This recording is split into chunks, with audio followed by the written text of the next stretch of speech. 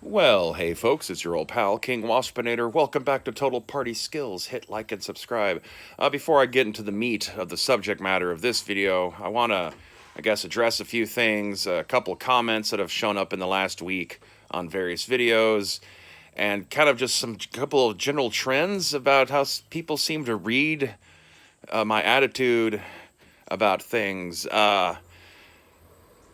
Firstly, a more recent viewer who's like left a few comments prior to the one I'm going to talk about. He had left a link to a response video to my video about Lord of the Rings and D&D fundamentalism, in which he didn't really respond to anything I said. It was mostly just some stuff about how he's Christian and he's thinking that like, oh God, the seculars are waking up to the importance of words, which is a very ironic statement, seeing that seculars isn't a word or a term. To be secular is to be a part of a secular society, and that's not really something you choose. If you're a Christian and you live in the United States, you're secular, whether you like it or not, because you live in a secular society.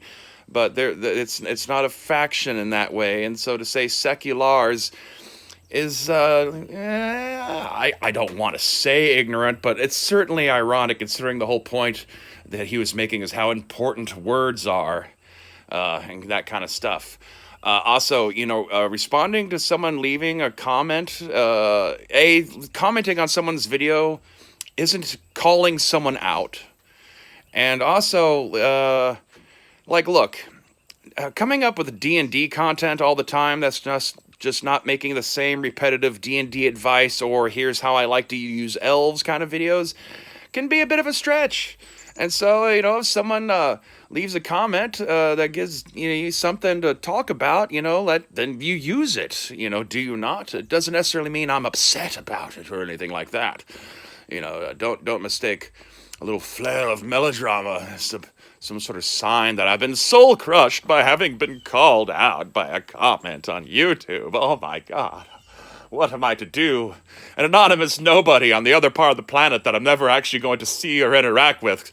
He called me out for something I don't even agree with their point on, so who gives a fuck?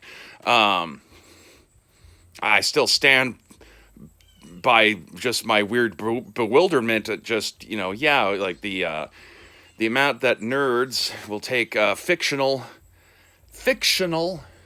characters and settings and books and act like they're defending the holy words of the Torah and shit like that. That Tolkien is not a holy prophet. Gary Gygax is not a holy prophet. There's quite a few people out there in the world and in history who are regarded as holy prophets who had nothing at all to do with God in all actuality. They're just charlatans and salesmen. But, I guess that's a subject for another day. Got another comment yesterday was basically like, oh, what I hear you saying is this and this and this, and which is like, yeah, but that's not what I said. So I guess that chalked that one up as another encounter with an internet telepath. I mean, if we're going to imagine what we want to hear in other people's words, I mean, you can imagine anything. I can imagine that comment was him confessing about fucking his mom. Who knows? Oh, back to the guy who left the response video, though. There's also, like the weird kind of complimentary but derogatory kind of way, like, of speaking about my channel of like, oh, guy's real deep. I like listening to him, but I disagree with everything. And he cusses too much.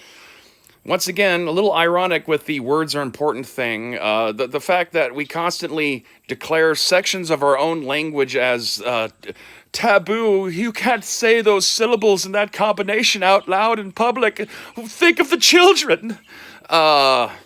Is one of the more aberrant things about our culture overall. And all it does is just chase people into making new slurs. I've noticed a couple YouTubers in recent months will, instead of saying clusterfuck, will just say cluster. And you know what's going to happen if people keep doing that? Cluster will become a bad word, because when you're saying cluster, you mean clusterfuck, and so it's the same as saying clusterfuck. So you haven't actually avoided anything. It's kind of like that weird thing how when you say the term the N-word, it puts the actual N-word into people's brains. So you might as well have just said it anyway, because you didn't actually not say it by trying to dodge around that in that way. Yeah, words are important, I guess you could conclude. Anyway, though, the real meat of this video, just because, D&D news is kind of slow.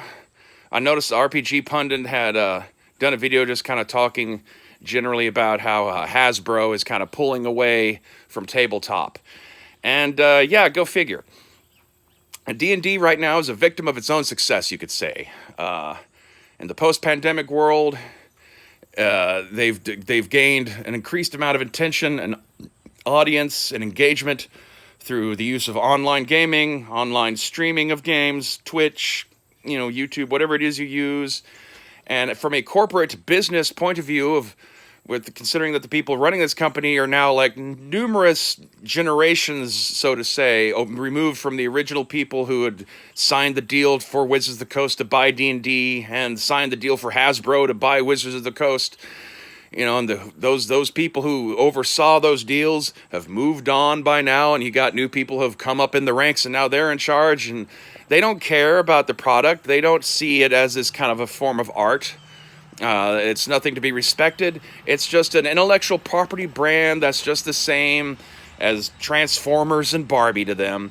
And if they're getting an increased amount of growth through the use of online venues, and they see the potential of being able to make more money by hiding resources to play behind an online paywall of one form or another, I mean, just speaking purely from a business strategy point of view, of course they're going to start leaning more in that direction and abandoning the idea that people use these games to like play in person with a small handful of friends in their living room. There's no profit to be found that way, and they only care about making their quarterly, percentages so that they can not all be shit canned, because we live in a world of eternal corporate growth. The niche personality traits that it takes for someone to get into gaming and, jump through all the kind of hoops it takes to pull one of these games off, the buying of the books, the time spent reading, coming up with stories, mapping out adventure outlines, talking a bunch of socially awkward nerds to come hang out with you and convey to them all the stuff about the setting. That's a limited population. And there'll always be like a little bit of growth of new people coming in to join it, but it's probably in many ways balanced out by the people who just grow old and too tired for this shit, or as they grow old it gets harder and harder to put a game together, and their priorities start to shift as the responsibilities of having a job and kids and yada yada yada kind of takes over their lives, and it just kind of falls to the wayside. The online version, on the other hand, has much more growth potential, because basically you can kind of market it to the entire gaming population beyond just tabletop role-playing games, but video game people. And yeah, that's why I thought it was funny in that one D&D introduction video they had put out, whatever that was, 2 months ago, that like one of the first things they distinctly say is like, we're not turning this into video game, and then proceeded to show you a whole bunch of shit that looks an awful lot like a video game. It's just you, whoever is being the dungeon master, you get to be, the AI programming instead of them just, preloading a bunch of preset reactions and plot lines and stuff. You get to write Skyrim and save them a bunch of time and money on development. All they got to do is just come up with the graphic resources so you can use their virtual tabletop environment and all that kind of stuff. And unfortunately, because D&D has surged in popularity, like this is the path that's now open, and it's the path that they're going to go down, because they want to maximize their profit. They don't want to lose their jobs. They don't want it to go away. If D&D or role-playing games in general were to kind of just putter out to their more natural levels, you just get into that wall that these games have always suffered, where you've sold your core books. The limited smaller group of people who bought the core books, who are willing to buy source books, have bought the source books, and then sales just kind of grind to a halt. And generally, the thing that's normally been done through the past is like, well, I guess we're going to have to put out a new edition so that people have a reason to have to buy a whole new round of core rule books. And then a small group of them could buy some more source books, and so on and so forth, and just cycle back around through. I guess their hope is to, yeah, turn this more into something like The Sims, where I'm sure there's going to be occasional updates to the graphic fidelity and, maybe some more options of what you can do in a virtual tabletop. But, it's not going to be the completely open imagination, do what you want kind of D&D that it was in the past, because by putting it in a virtual environment, there's going to be limitations as to what you can actually do with it. Also, it turns it into a more visual medium as opposed to something that's just supposed to rest entirely in your imagination. And as you internet telepaths know, the imagination is very powerful. So I guess that's about it. Until next time, we can find some real juicy D&D controversy to talk about. I guess I'll just be whining about my so-called fans calling me out for being so upset. Look, this is supposed to be entertainment, right? You're supposed to kind of be playing a character of sorts, just another whiny internet YouTuber. I don't know. I guess people just don't catch on that there's kind of an Andy Kaufman kind of thing I do with my YouTube, where, yes, it's bad and low quality and low fidelity, because on a certain level, I'm kind of making fun of the entire fucking institution. So, thanks for wasting your time watching this. Hit like and subscribe, and stay waspinated.